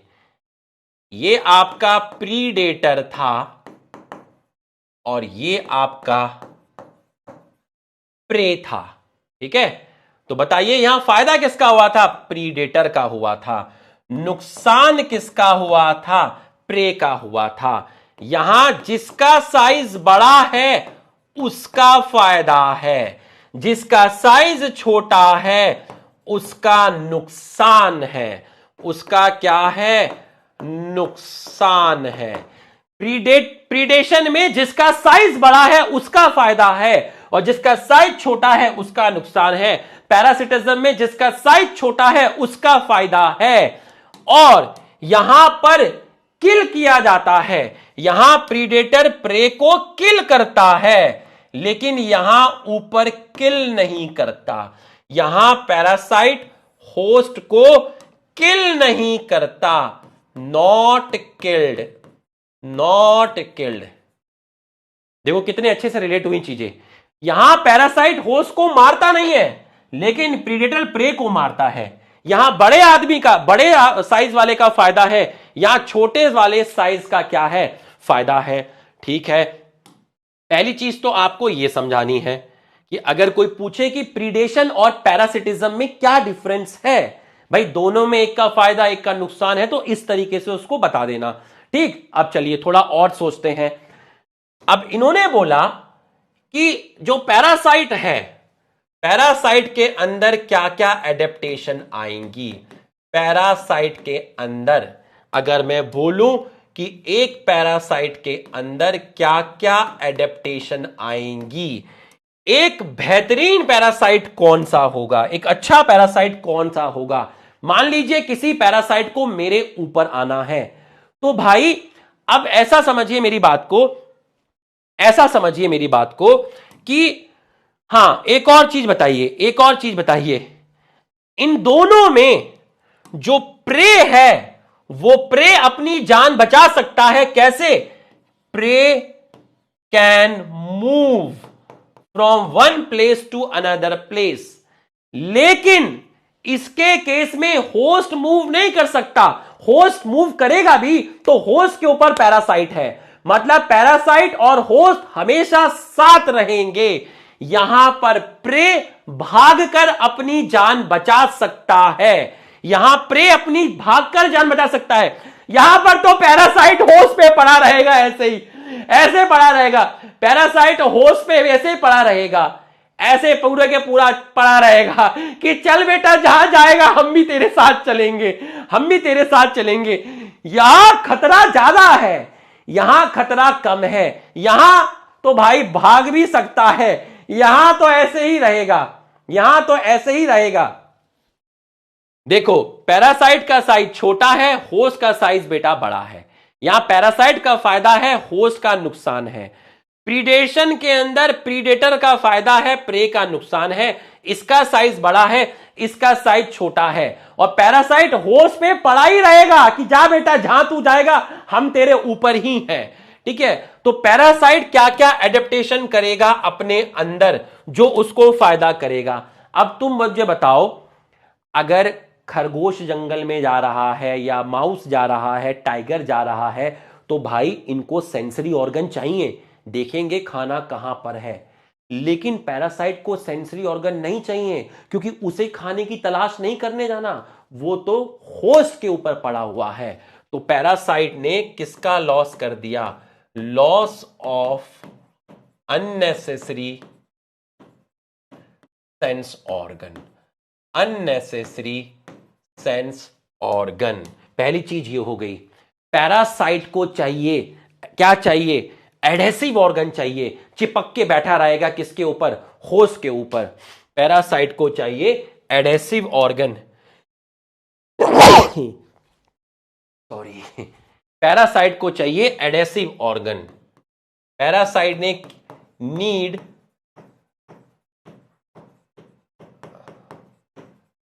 एडेसिव ऑर्गन, जैसे शक्कर, ठीक है, एडेसिव ऑर्गन चाहिए इसको, जो है आपका एडेसिव ऑर्गन चाहिए, जैसे आपका हो गया शक्कर हो गया, एडेसिव ऑर्गन आपको इसमें चाहिए, ठीक है। तीसरा देखिए, क्या डाइजेस्टिव सिस्टम की जरूरत है? बताइए, पैरासाइट को क्या डाइजेस्टिव सिस्टम की जरूरत है? क्या पैरासाइट को डाइजेस्टिव सिस्टम की जरूरत है? बताइए, पैरासाइट को कोई डाइजेस्टिव सिस्टम की जरूरत है? नहीं, उसको तो सब कुछ एब्जॉर्ब होस्ट से करना है। तो यहां हो गया आपका loss of digestive system, loss of digestive system. Digestive system कोई उसको बहुत अच्छा नहीं चाहिए, लेकिन उसकी रिप्रोडक्टिव कैपेसिटी, बच्चा पैदा करने की कैपेसिटी, रिप्रोडक्टिव कैपेसिटी, अपना पॉपुलेशन साइज बढ़ाने की कैपेसिटी लो होनी चाहिए या हाई होनी चाहिए? बताइए, रिप्रोडक्टिव कैपेसिटी कैसी होनी चाहिए? रिप्रोडक्टिव कैपेसिटी कैसी होनी चाहिए? रिप्रोडक्टिव कैपेसिटी हाई होनी चाहिए। रिप्रोडक्टिव कैपेसिटी क्या होनी चाहिए? हाई होनी चाहिए। तो पहली चीज तो आपकी ये हो गई एडेप्टेशन, ठीक है। अभी मैं होस्ट की बात भी करूंगा, प्राइमरी होस्ट, सेकेंडरी होस्ट, इसकी भी बात करूंगा, ठीक है। होस्ट का क्या क्या जाता है, ठीक है। अब यहां पे लिखे आप होस्ट, होस्ट पे क्या क्या इफेक्ट पड़ेगा, effect of parasite on host, लेने के देने हो जाएंगे। देखिए, effect of parasite on host, effect of parasite on host, parasite का इफेक्ट क्या होगा होस्ट पे? अब देखिए, जरा ध्यान से देखिएगा। सबसे पहले आपका जो होस्ट होगा वो कमजोर होता चला जाएगा। नॉर्मली पैरासाइट होस्ट को नहीं मारता, पैरासाइट होस्ट को नहीं मारता, बट होस्ट को वीक कर देगा, होस्ट को वीक कर देगा। उसकी जो रिप्रोडक्टिव कैपेसिटी होगी वो कम हो जाएगी, रिप्रोडक्टिव कैपेसिटी क्या हो जाएगी? लो हो जाएगी। हम तेरे को इतना ज्यादा यूज करेंगे, इतना ज्यादा तेरे को हम इतना ज्यादा यूज करेंगे, तुझे इतना कमजोर बना देंगे, इतना कमजोर बना देंगे कि कोई भी आकर तुझे मारकर चला जाएगा। हम तुझे मारेंगे नहीं, तड़पाएंगे, तुझे इतना यूज करेंगे, तेरे को यूज कर करके मैं तुझको फिजिकली इतना वीक कर दूंगा कि तेरा कोई भी प्रीडेशन करके चला जाएगा। हम तुझे मारेंगे नहीं, हम तुझे इतना वीक कर देंगे, तेरी रिप्रोडक्टिव कैपेसिटी इतनी खत्म कर देंगे कि कोई भी आके तेरा काम करके चला जाएगा। तो रिप्रोडक्टिव कैपेसिटी लो हो गई है, तो इसका मतलब ये आपका कैन बी किल्ड बाय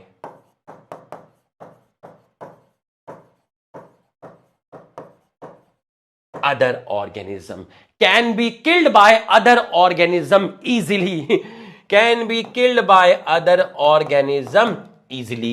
तो पैरासाइट का इफेक्ट क्या हुआ होस्ट पर, ये आपने देखा, ये आपने देखा। और पैरासाइट क्या चाहिए, ठीक है, और एडेप्टेशन आपकी हो गई 1 2 3 4। और पैरासाइट को क्या चाहिए? आप लिखिए यहां पर होस्ट, फिर से लिखिए आप यहां पर होस्ट, आप यहां पे लिखिए होस्ट, ठीक है। अब होस्ट में देखिएगा आप, ठीक है, एक होता है आपका प्राइमरी होस्ट, बच्चों एक होता है सेकेंडरी होस्ट, या मैंने आपको बोल दिया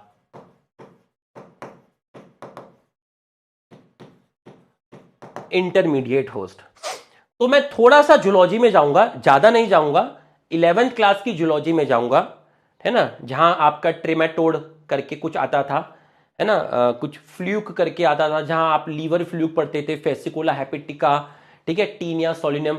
हमारा पोर्शन नहीं है तो हम उसको उतनी अच्छे से एक्सप्लेन भी नहीं कर पाएंगे, ठीक है, लेकिन मैं कुछ हल्का सा पॉइंट लूंगा वहां से ताकि हम आपको यहां पर एक्सप्लेन कर दें।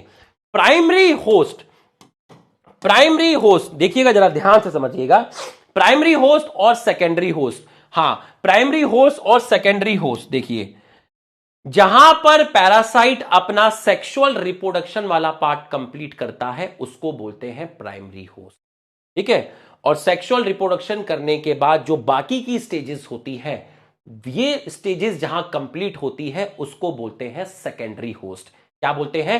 Secondary host. अब किताब में एक एग्जाम्पल दिया हुआ है आपका लीवर फ्लूक, लीवर फ्लूक, ठीक है, वही मैं आपको बताऊंगा, liver fluke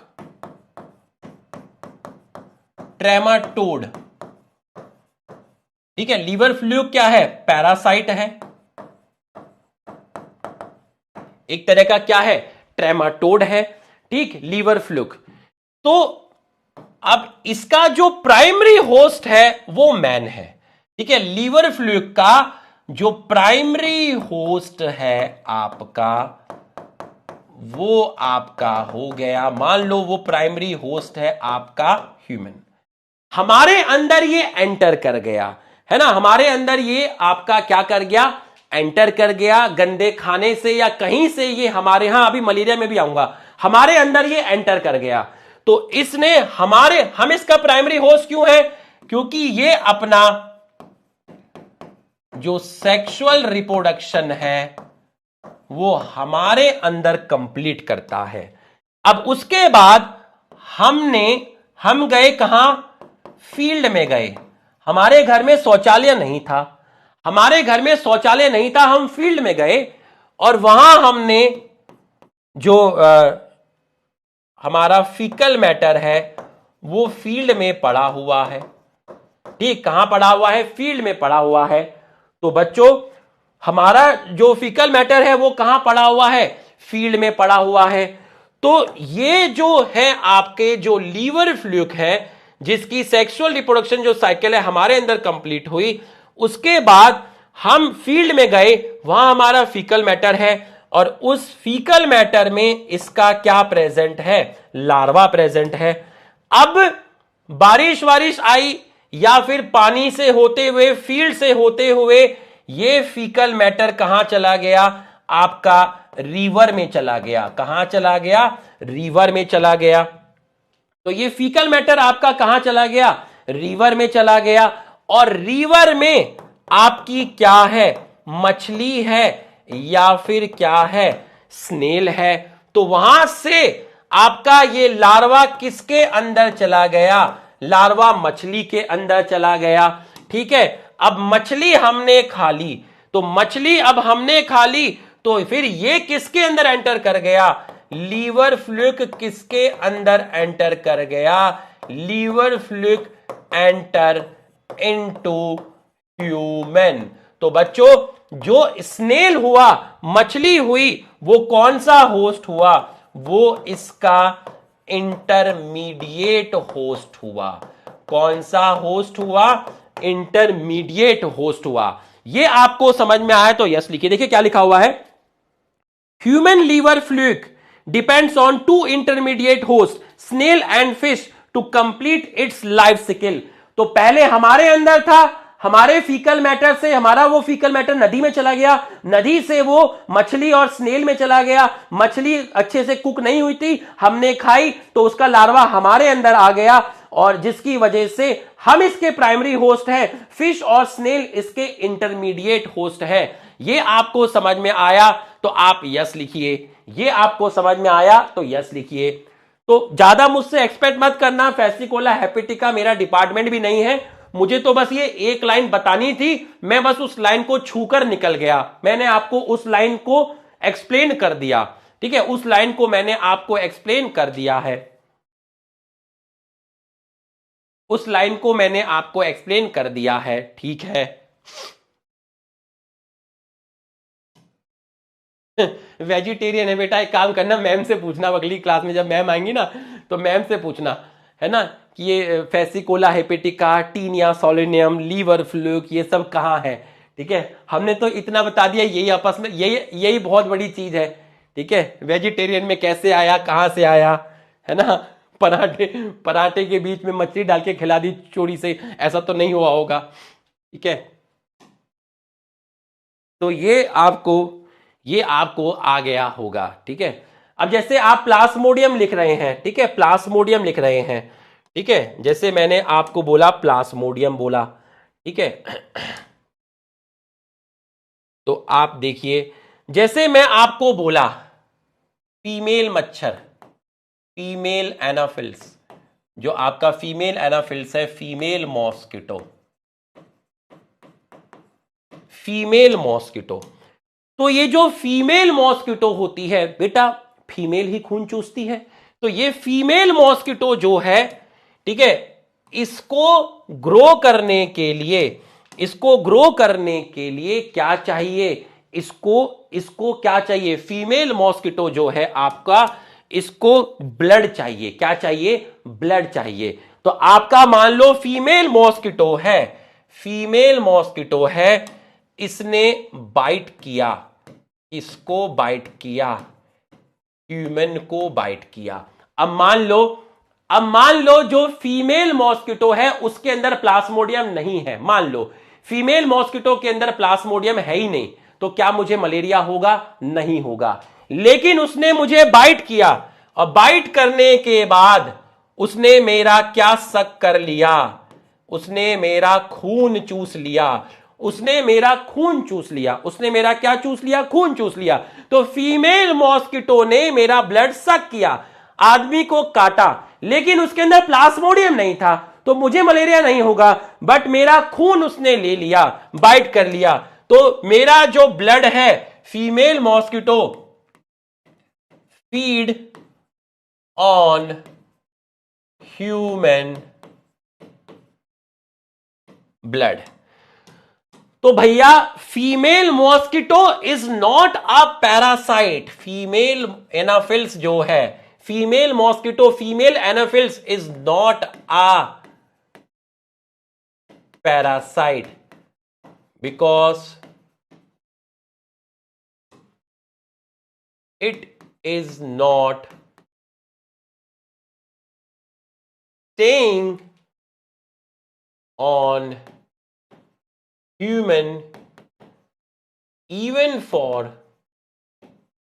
smaller times, even for lesser time, even for lesser time. She needs only our blood. तो फीमेल मॉस्किटो जो है, फीमेल मॉस्किटो जो है वो आपका पैरासाइट नहीं है, फीमेल मॉस्किटो जो है आपका, वो आपका पैरासाइट नहीं है, वो आपका पैरासाइट नहीं है। तो यहां आप जब देखेंगे, the female mosquito is not considered the parasite although it needs our blood for reproduction, can you explain why. तो मैंने आपको एक्सप्लेन कर दिया, क्योंकि वो तो बहुत कम समय के लिए भी हमारे ऊपर स्टे नहीं करता, आती है और हमारा खून मतलब हमें बाइट कर लेती है। यहां तक समझ में आया तो यस लिखिए, यहां तक आपको समझ में आया तो आप यस लिखिए, यहां तक अगर आपको समझ में आया तो यस लिखिए, यहां पर आपको समझ में आया तो यस लिखिए। यार सुनो सुनो भाई, सुनो सुनो, एक लाइन है, वापस जाओ, ठीक है, एक लाइन है, वापस से जाओ, इस साल नीट का क्वेश्चन था, यहां से कंपटीशन में जाओ, है ना, वापस से जाओ, कंपटीशन में जाओ, एक लाइन है, in general herbivorous and plant appear to be more adversely affected by competition than carnivorous. यहां से क्वेश्चन था, इसको लिखो, कंपटीशन में एक लाइन रह गई, इन जनरल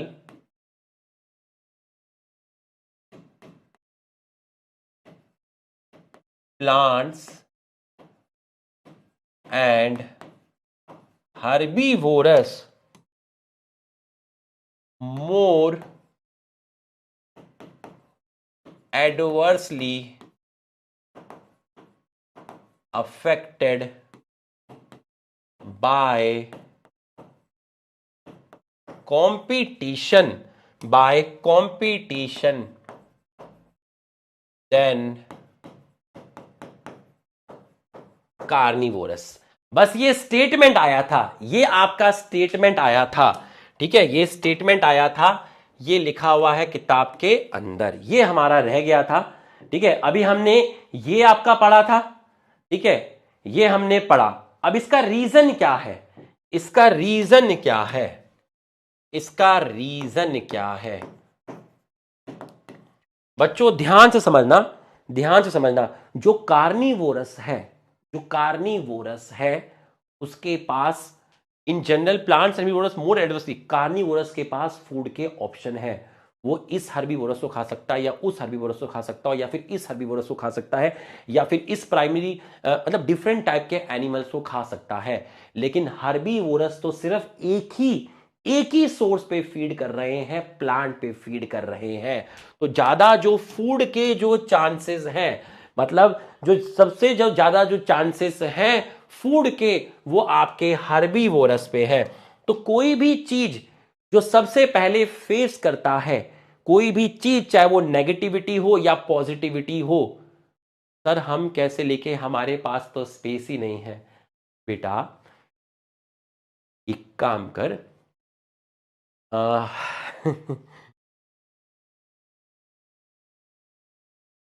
यहां जहां आप लिख रहे थे, यहां पर एक नोट डाल दीजिए, और यहां पर ये जो स्टेटमेंट मैंने आपका लिखा है, वो स्टेटमेंट आप डाल के लिख लीजिए और बॉक्स में बंद कर दीजिए, ठीक है। इस तरीके से आप वहां पर लिख लेंगे। अगर यहां पर आपको करने के बाद इंटरनल सेटिस्फेक्शन नहीं मिला, तो नीचे एक लाइन लिख देना, साला मास्टर भूल गया था उस टाइम, उसने नहीं लिखाया, और यहाँ पे उसने लिखा दिया मेरे नोट्स खराब हो गए। या तो ये लिख देना भाई, और क्या बोल सकता हूँ भाई। अरे यार ये भी कोई क्वेश्चन है क्या? गिव मी अ ब्रेक, ये कोई क्वेश्चन थोड़ी ना है कि कहाँ लिखे।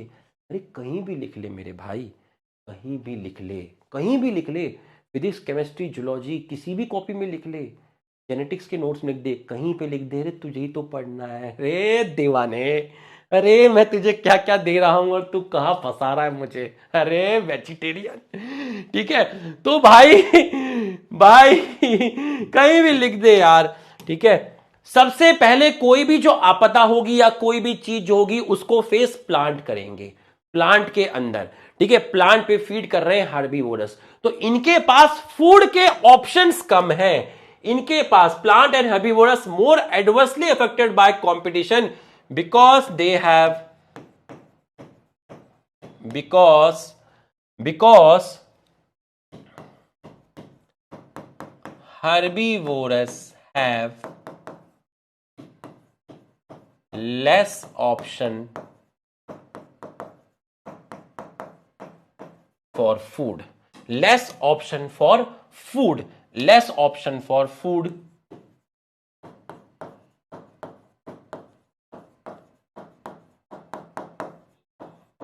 compared to carnivorous, compared to carnivorous, compare to carnivorous, compare to carnivorous. अब देखो, अब कुछ लाइनें हैं बढ़िया बढ़िया, ठीक है, बढ़िया बढ़िया सी एक लाइन में पढ़ रहा हूं एनसीईआरटी की, ठीक है, बढ़िया सी एक लाइन पढ़ रहा हूं, फिर उस पर तुमसे डिबेट करता हूं, ठीक है, तुमसे पूछता हूं कि इसका आंसर क्या होगा। Do you believe that an idle parasite should be able to thrive within the host without harming it? क्या आप ऐसा मानते हैं कि एक आइडल पैरासाइट तो वो होता है जो होस्ट को यूज करे बट उसको नुकसान ना पहुंचाए? Do you believe it? ये क्वेश्चन मार्क करके एनसीईआरटी ने हमसे पूछा है।